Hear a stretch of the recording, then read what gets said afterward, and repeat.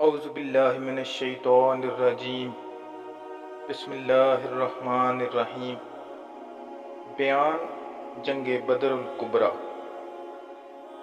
ایک دن ان حضرت صلی اللہ علیہ وآلہ وسلم اپنے صحابہ کرام کے ساتھ بیٹھے تھے کہ اچانک حضرت جبرائیل علیہ السلام تشریف لے آئے اور وہ کہنے لگے، یا رسول اللہ صلی اللہ علیہ وآلہ وسلم اپنے صحابہ کرام مشرق سوداگر ابو سفیان اور عمرو بن العاص شام کی طرف سے آتے ہیں۔ آپ اپنے صحابہ کرام کو بھیجیں تاکہ وہ ان سب کو ماریں اور مال غنیمت حاصل کریں اور ان سے کسی طرح کا خوف نہ کریں۔ خدا کے فضل و کرم سے تم کو فتح و نصرت ہوگی۔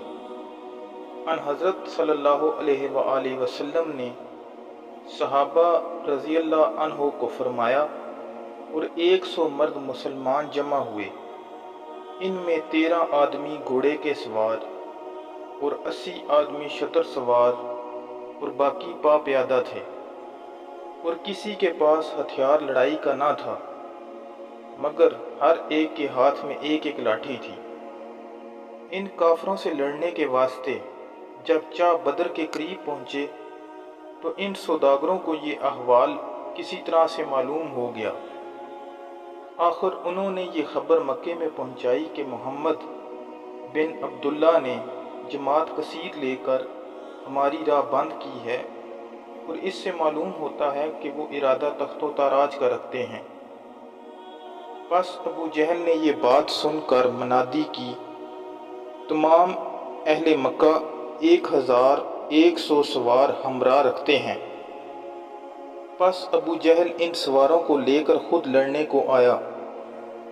جبرائیل یہ خبر لے کر رسول اللہ صلی اللہ علیہ وآلہ وسلم کے پاس آئے کہ تم سے لڑنے کو ابو جہل کا اتنا بڑا لشکر آتا ہے، اور خدا کے فضل و کرم سے تمہاری ہی نصرت ہوگی، اور وہ سب کے سب ذلیل و خوار ہوں گے۔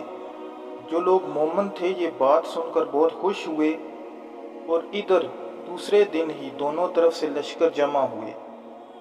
اور جب ابو جہل نے آنکھیں اٹھا کر دیکھا تو ان حضرت صلی اللہ علیہ وآلہ وسلم کا لشکر بہت ہی تھوڑا معلوم ہوا، اور اپنے لشکر کو دیکھا تو بہت بڑا معلوم ہوا۔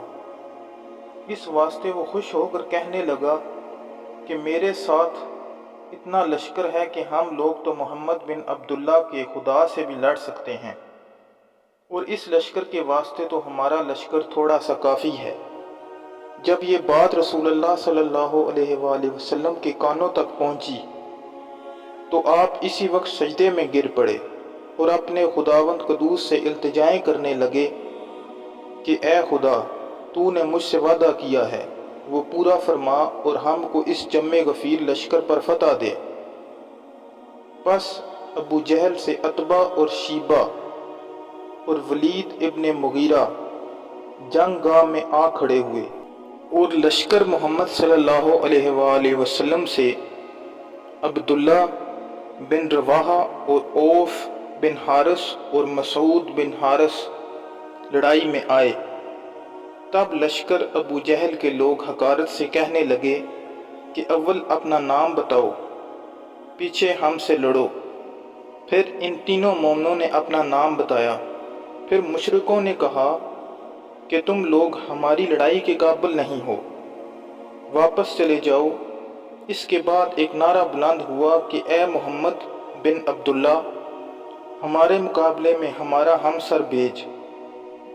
پس آپ صلی اللہ علیہ وآلہ وسلم نے حضرت حمزہ رضی اللہ عنہ اور علی مرتضیٰ رضی اللہ عنہ اور عبیدہ رضی اللہ عنہ بن حارث کو بھیجا۔ پھر دونوں طرف سے لڑائی شروع ہو گئی۔ حضرت حمزہ نے ابو جہل کے لشکر سے شیبہ کا سر کاٹا، اور علی مرتضیٰ نے مغیرہ کو مارا، اور عتبہ نے حضرت عبیدہ کا پاؤں توڑا، لیکن پھر بھی حضرت عبیدہ رضی اللہ عنہ نے عتبہ مردود کو قتل کیا۔ اس کے بعد رسول خدا صلی اللہ علیہ وسلم کے حضور میں آئے تو آپ نے ان کو بہشت کی بشارت دی۔ اور ان کے پیچھے سے مشرکوں نے تیر مار کر 5 مومنوں کو شہید کر دیا۔ پھر پیغمبر خدا صلی اللہ علیہ وآلہ وسلم نے سجدہ میں آ کر دعائے نصرت طلب فرمائی۔ تب خدا عز و جل نے 1000 فرشتے بھیجے۔ انہوں نے آ کر مشرکوں کو جہنم واصل کیا، اور عبداللہ بن مسعود رضی اللہ عنہ نے جنگ گاہ میں ابو جہل کا سر کاٹا اور سجدہ شکر بجا لائے، اور اس دن بہت کافر مارے گئے اور بہت سے قید کر لیے گئے اور بہت سے شکست پا کر بھاگ گئے۔